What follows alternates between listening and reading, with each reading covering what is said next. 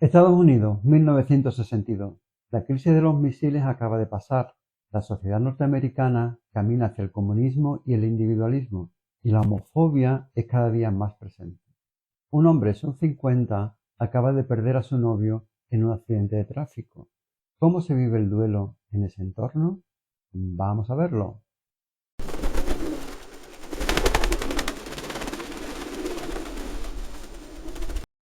El Palomo Cojo, tu canal de literatura gay. Introducción. Imagina que te despiertas una mañana y durante unos segundos no recuerdas nada. Tu cuerpo funciona por inercia, te duchas, te afeitas, te miras al espejo. Y entonces, al bajar las escaleras y llegar a la cocina, te golpea la realidad con la fuerza de un ciclón. La otra mitad de tu vida ya no está. Y lo peor no es la ausencia, sino tener que ponerte el disfraz de persona normal para salir al mundo, sabiendo que nadie a tu alrededor reconoce tu auténtica desgracia. Muy buenas a todos, bienvenidos al Palomo Cojo, vuestro canal sobre literatura gay. Aquí vamos a nuestros asuntos, huyendo de los clichés. Ya sabéis que en este canal evitamos el drama de la salida del armario y el lloriqueo por el amor no correspondido. Y hoy vengo con un libro que no trata sobre descubrirte gay, sino sobre cómo sobrevivir a la muerte de tu pareja en un mundo que ni siquiera reconoce que lo era. Un hombre soltero, de Christopher Isherwood.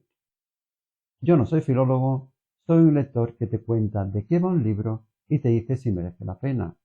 Y este libro, publicado en 1964, es una obra maestra sobre el duelo y la soledad. Los personajes: el profesor, el fantasma y la amiga. La novela se centra en un día en la vida de tres personajes que dibujan el mapa emocional del protagonista.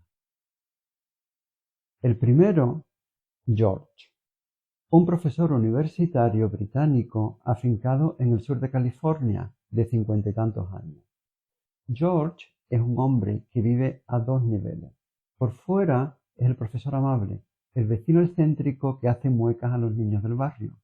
Por dentro es un hombre arrasado por el dolor, lleno de rabia contra la hipocresía de la sociedad estadounidense de 1962 y obsesionado por ocultar su homosexualidad para no ser exorcizado por las vecinas cotillas. George se define a sí mismo como un criminal que logra engañar a las autoridades porque cumple escrupulosamente las normas. Segundo, tenemos a Jim, el fantasma que lo domina todo. Jim era el novio de George, con quien compartió durante años esa pequeña casa en Camphor Tree Lane. Murió en un accidente de tráfico en Ohio. Jim no aparece físicamente, pero está en cada rincón. En el espacio estrecho de la cocina, en el recuerdo de los animales que cuidaban juntos, en las conversaciones sobre la muerte que aún resultan dolorosas. Jim es la pieza que falta y que convierte la rutina de George en una realidad difícil. Y tercero, tenemos a Charlotte, o Charlie, una amiga también inglesa y expatriada. Charlie es la representación de la soledad burguesa. Llama a George por teléfono buscando consuelo, con desesperación, pidiendo verlo esa misma noche. Pero George la rechaza, aunque luego cambia de opinión. Charlie es bien intencionada, pero su posesividad y su propia necesidad ahogan a George. Representa el intento del mundo exterior de conectar con él, un intento que George esquiva porque nadie, salvo Jim, puede entender su vacío. La trama: un día en la vida y la pena interior. La novela transcurre en un único día, un día cualquiera tras la muerte de Jim. Empezamos con el despertar de George, ese momento en el que el cerebro toma el control y ordena arriba. Vemos su rutina: pesarse, afeitarse, desayunar huevos escalfados, pero cada gesto está atravesado por la ausencia. El punto más hondo es la cocina. Cada mañana, al llegar al final de la escalera, George tropieza con la ausencia física de Jim, un espasmo que ya casi no tiene nada de sentimental y se vuelve puramente físico. Para sobrevivir, George interactúa con su vecindario. Esconde la muerte de Jim a los vecinos, los Strunk y los Girlfriend, dejándoles creer que Jim se ha ido a vivir con sus padres. En su interior, George guarda un secreto oscuro y fascinante, su fantasía de venganza. Mientras conduce por la autopista hacia la universidad, George imagina que es Tío George, el líder de una organización terrorista que secuestra a senadores homófobos, a editores moralistas y a constructores que destruyen la costa. Este odio es su estimulante, la única vitalidad que le queda en la mediana edad. En la universidad, George se pone el disfraz habitual, se convierte en un profesor que todos esperan, da clases sobre literatura, observa a sus alumnos jóvenes y atléticos con una mezcla de deseo y melancolía por su propia juventud perdida. A lo largo del día, vemos cómo George intenta reconectar con el mundo de los vivos, chismorrea, bebe, se ilusiona tenamente con la posibilidad de una cita con un estudiante, pero las sombras de Jim la acompañan a cada paso. Cuenta el narrador.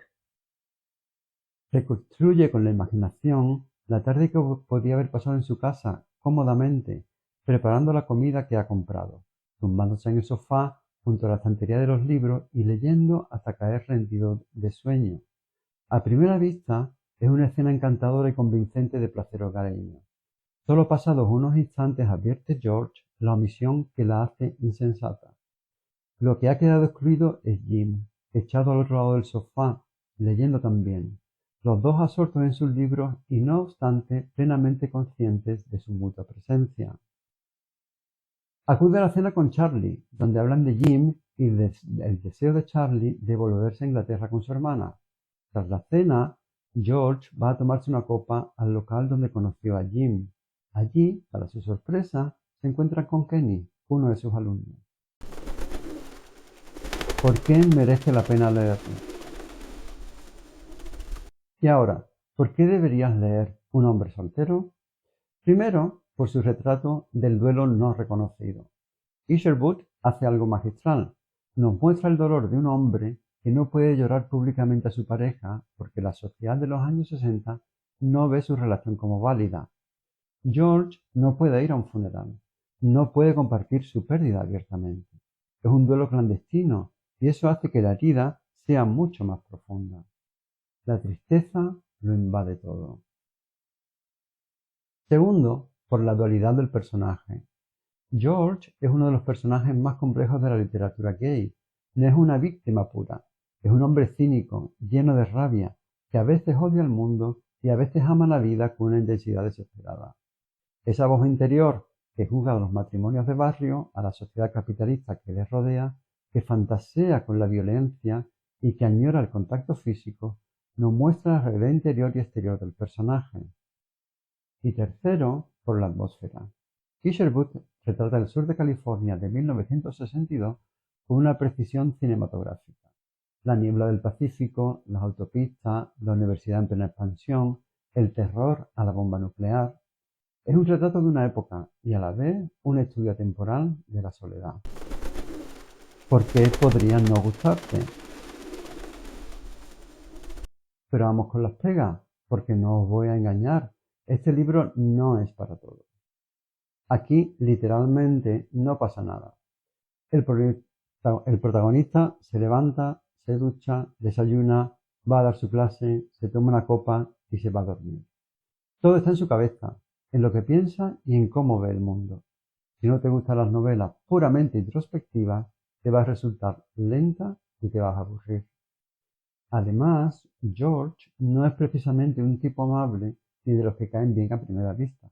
Es cínico, está amargado por dentro y tiene pensamientos bastante crueles hacia sus vecinos, esos matrimonios con hijos a los que juzga constantemente.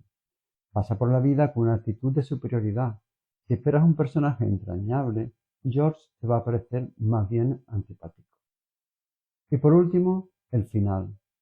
Sin entrar en spoilers, pero la forma en que Isherwood cierra esta jornada tiene una carga simbólica que a algunos lectores les parecerá resignada o pesimista. Es un final coherente con la obra, pero te deja un regusto a vacío. Conclusión. En resumen, Un hombre soltero es una novela deslumbrante sobre la fragilidad de la vida y la importancia de los pequeños rituales para no volverse loco. Para mí merece muchísimo la pena, porque demuestra que a veces el armario más difícil de abrir no es el de la identidad sexual, sino el del propio dolor. Y hasta aquí el vídeo de hoy del Palomo Cojo. Me encantaría saber qué piensas. ¿Crees que la sociedad actual permitiría a un George llorar su pérdida abiertamente o seguimos ocultando el duelo gay? Deja un comentario aquí abajo que los leeré todos. Si te ha gustado este vídeo, dale un me gusta, suscríbete al canal y activa la campanita. El próximo libro ya lo tengo en mente y seguiremos leyendo historias interesantes. Nos vemos en el próximo vídeo, un abrazo y disfruta de un buen libro.